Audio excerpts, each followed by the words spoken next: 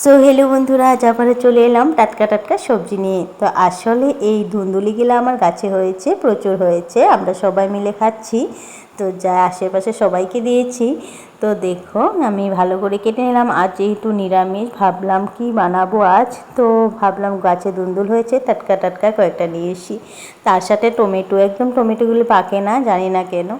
তো দেখো এখানে আমি কালোজিরা আর সম্বাসে দিয়ে একটা তেজপাতা দিয়ে আমি সবজিগুলো দিয়ে দিলাম।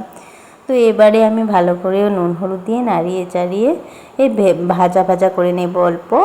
তারপর যেহেতু আজ নিরামিষ, ভাবলাম কী বানাবো। তো তোমরা যদি এভাবে খাও অবশ্যই বলবে কমেন্ট সেকশনে, আর কীভাবে বানাও। আজ নিয়ে একটু নিরামিষ, তাই পেঁয়াজ টেজ আমি কিছু ইউজ করব না। তারপর অল্প জিরা ধনে গুঁড়ো দিয়ে আর তার সাথে আমি দিয়ে দিয়েছি সয়াবিন, যে ভেজে রেখেছিলাম। নিরামিষ সয়াবিন বা পাঁপড় কিছু না দিলে একদম খালি খালি লাগবে, তার জন্য ভাবলাম কয়েকটা সয়াবিন আমি দিয়ে দিই। তো সয়াবিন কয়েকটা আমি আগে ভেজে রেখে দিয়েছিলাম, তো এগুলো আমি দিয়ে দিয়েছি। দেখো এভাবে আমি অল্প ঢাকনা চাপা দিয়ে দিয়েছিলাম, তো পুরো সিদ্ধ হয়ে গেছে। ধুন্দুলের যে তার জল থাকে সেটা দিয়ে সিদ্ধ হয়ে যায়। তারপর আমি অল্প পরিমাণ মতো জল দিয়ে এখানে অল্প সামান্য গরম মশলা এড করে দিলাম। তো আজ এতটুকুই। কেমন হয়েছে আমার রেসিপিটা অবশ্যই বলো বন্ধুরা কমেন্ট সেকশনে। আর আমার ভিডিওগুলি ভালো লাগলে অবশ্যই পাশে